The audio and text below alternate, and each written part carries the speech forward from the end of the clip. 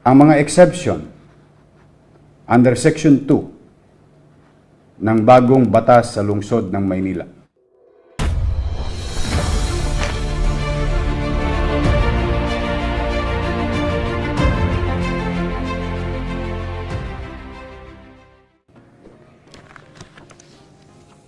Pangatlo, mga kababayan, at napakahalagang anunsyo na aming gagawin ngayong madaling araw na ito.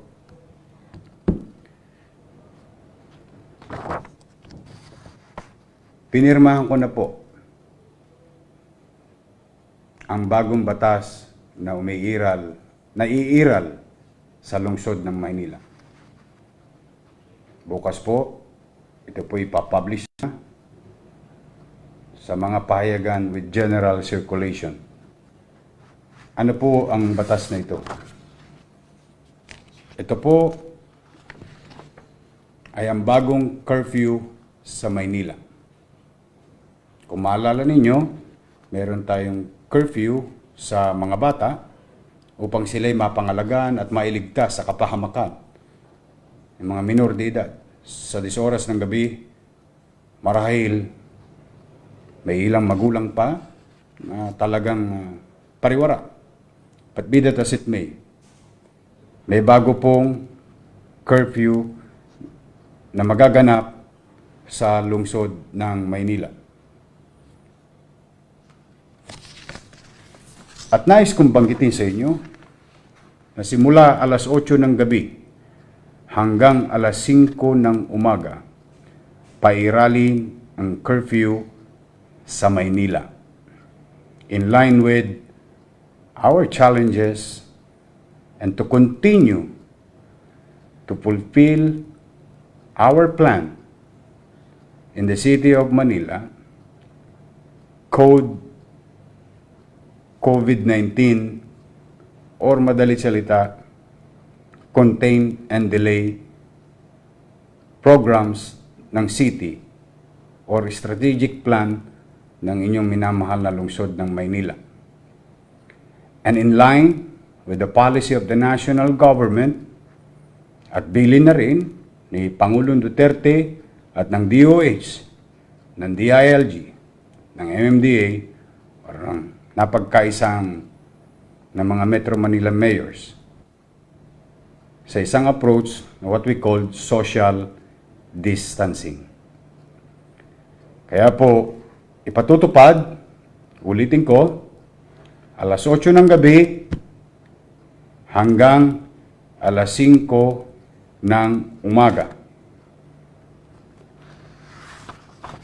Nais ko pong ipaalam sa inyo ang mga exception under Section 2 ng bagong batas sa lungsod ng Maynila.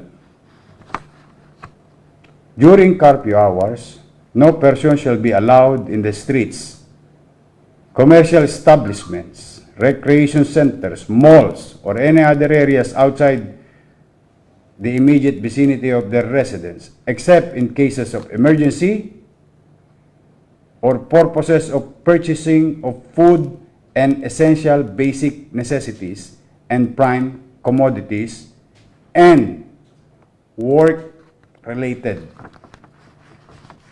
Ibig sabihin, kailangan yung patunayan sa mga tagapagpatupad ng batas kung bakit sa kalagitnaan o habang may curfew sa Maynila ay kayo'y nasa kalsada, nasa kalye, dahil kayo'y empleyado o dahil sa inyong trabaho. So you must have a proof of your employment. And I hope with this pronouncement, you will ask your HR department to confirm na kayo po kaya ginabi dala ng trabaho. Magdala rin po kayo ng mga kaukulang ID, patunay ng pagkakakilanlan ninyo. Pangatlo, Section 3. The punong barangays, members of the barangay council, and the duly designated barangay tanads are hereby authorized to implement the provision of the ordinance.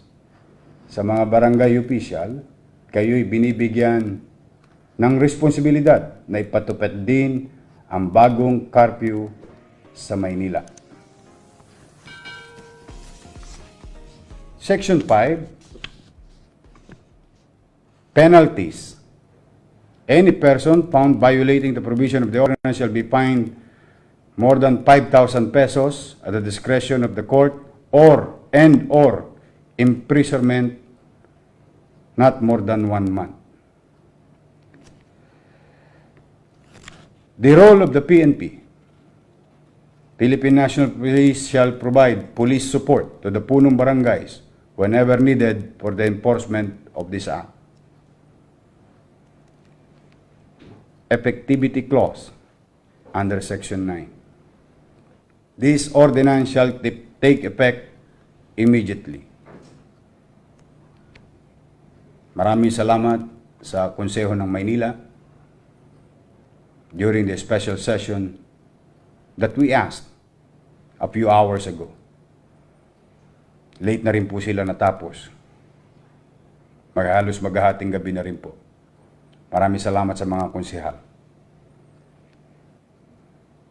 Mga kababayan, huwag naman po kayong mag-alala.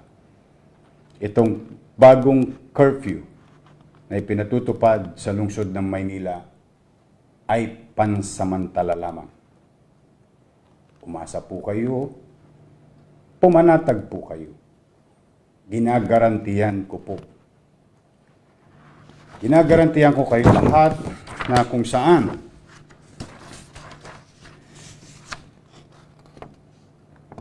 that we will repeal this ordinance or curfew ordinance the moment that the state of public health emergency has been lifted by the President.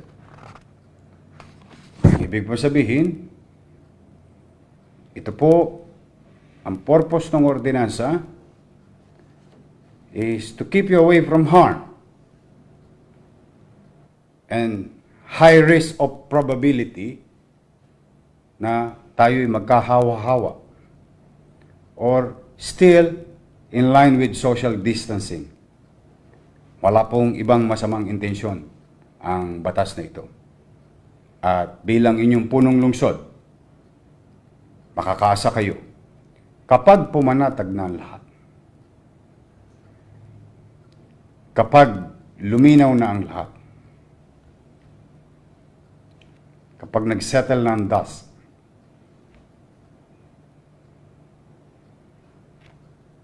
atin pong i-repeal yung ordinansang ito. Yan po ay kompromiso ko sa inyo. Ang panawagan ko lamang po, mga kababayan, para po ito sa kabutihan ng lahat. Mga simple, maliliit, at sama-samang kaparaanan upang sama-sama tayong labanan natin kung masawata or delay the peak of COVID-19 sa ating bansa, partikular sa ating lungsod. Kaya po, sana po, ako po'y nananawagan sa inyo, mga nanonood, mga kababayan natin, nakikiusap po ako sa inyo. Sumunod po tayo ng kusa para na rin sa kapakanan ninyo, kapakanan ng mga anak natin at mahal natin sa buhay.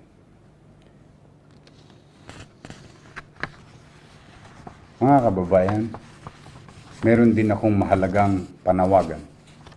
I hope maliwanag na po sa atin yung bagong curfew ordinance na ipatutupad.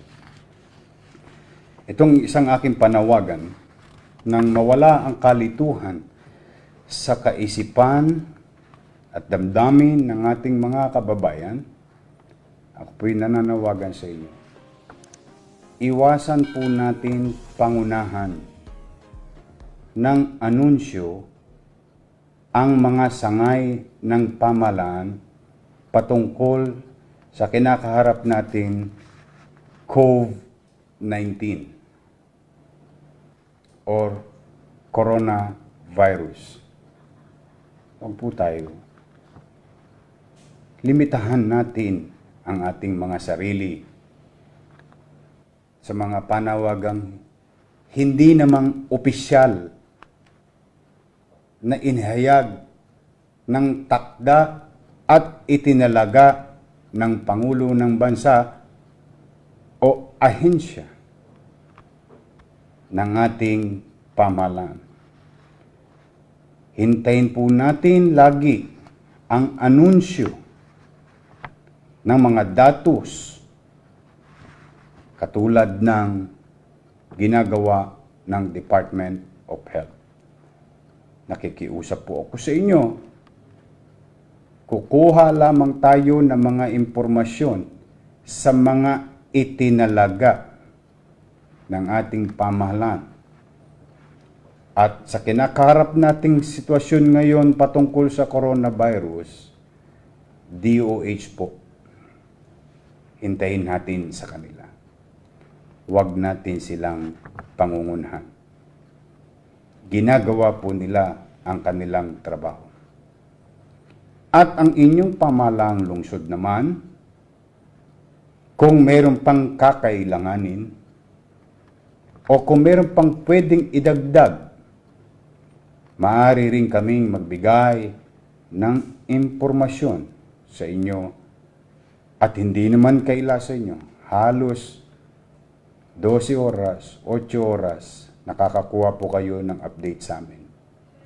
At ako po mismo, kapag ipinahayag ko sa inyo, ang mga impormasyon ay nanggaling po yan sa Manila Health Department na ginawa nating pangunahing ahensya naman ng lokal na pamahalaang lungsod ng Maynila.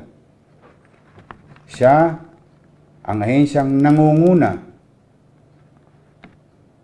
upang ipatupad natin ang ating plano na COVID-19, Contain and Delay programs or plans of your city government in line with national government effort. Kaya po ulitin ko mga kababayan, makisuyo lamang. Alam kong kayo'y may kaba. Alam ko kayo'y may pangamba. Inyong kaba't pangamba, pag isinalim pa natin sa iba, ito'y nakakahawa. Hayaan po natin na gampanan ng kani-kaniyang ahensya sa nasyonal, ang kanilang tungkulin, at sa lokal.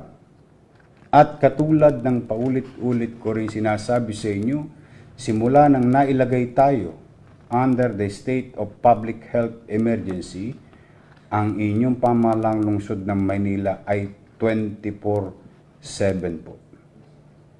And we will continue to function normally to serve you better. So sa ating mga kapitbahay, mga barangay officials, kung kayo naman, kung sakali may mga impormasyon, kaysa sabihin ninyo sa inyong kapitbahay, kakilala at kaibigan, mabuti pang sabihin ninyo ang impormasyon sa mga ahensyang nabanggit ko.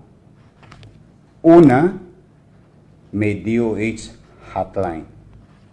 Pangalawa, may Manila Health Department hotline. O dili kaya, meron naman pong Office of the Mayor na 24/7 din po para sa inyo. So sana po, nagkakaunawaan tayo. Alam po ninyo, yung ibang bayan, naging matagumpay po sila so far sa pagsugpo sa COVID-19. Pero may sikreto sila. I-share ko sa inyo. Ang katagumpayan ng mga bayan na yon ay dahil sa pakikipagtulungan at kusang pagsunod at kusang disiplina ng kanilang mamamayan.